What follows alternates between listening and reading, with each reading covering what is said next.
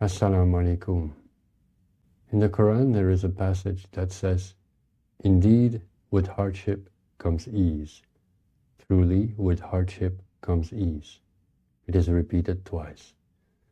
The scholars have spoken about this verse in many ways, each offering their nuances and insights. But I have come to a personal understanding based on my experience. Perhaps it is one of the possible meanings I'd like to share with you.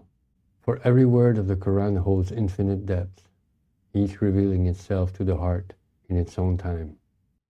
My understanding is this: the ease is not separate from the hardship, it lies within it. To find the ease, one must enter into the hardship itself. It is hidden inside, like the sweet flesh of a fruit concealed beneath a bitter peel. The way to reach it is through true acceptance. And this is rare, because we rarely accept discomfort, let alone pain.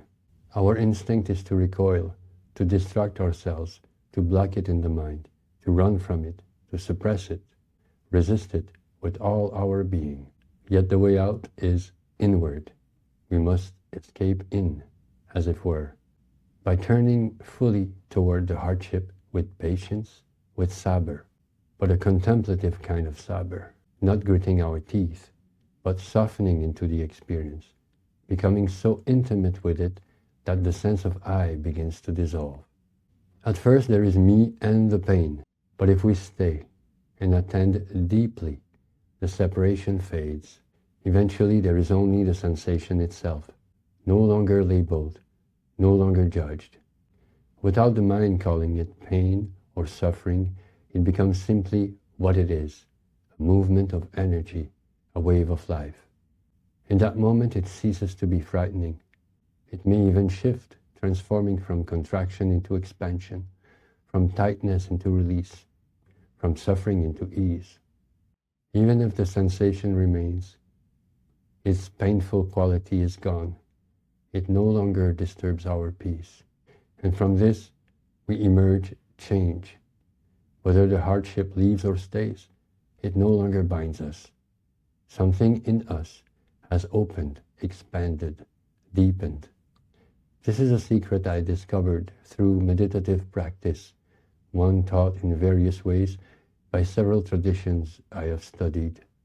And when I read this verse, "Indeed with hardship comes ease," I feel it points toward this very experience, the ease hidden within the hardship itself. For the purpose is not to change the hardship, but to transform ourselves. Through repeated surrender, we grow more accepting of what Allah sends. We stop dividing life into pleasant and unpleasant, wanted and unwanted. We begin to embrace it all, the whole tapestry of existence. This is in truth part of the practice of Sabr, of patience.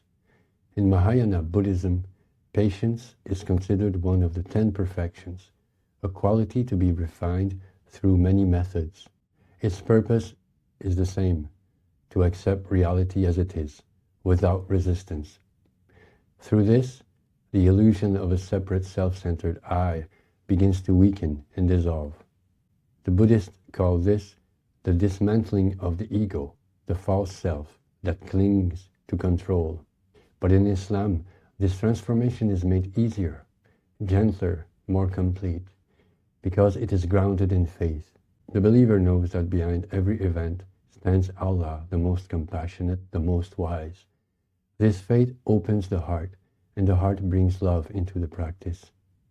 When Sabr is practiced through love, through trust and devotion, it no longer feels like endurance, it becomes surrender.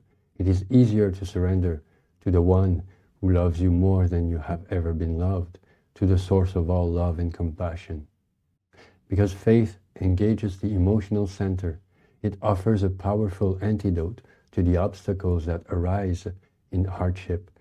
When there is certainty, yaqeen, that everything comes from Allah, that every challenge is a gift and a teaching meant to bring us nearer to Him, then hardship loses its bitterness.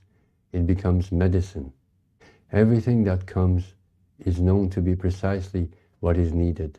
sent by the most skillful of all teachers, the one who knows how to purify, refine, and guide each soul toward its awakening.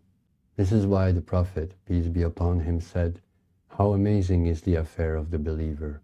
All of his affairs are good. When there is ease, we are grateful.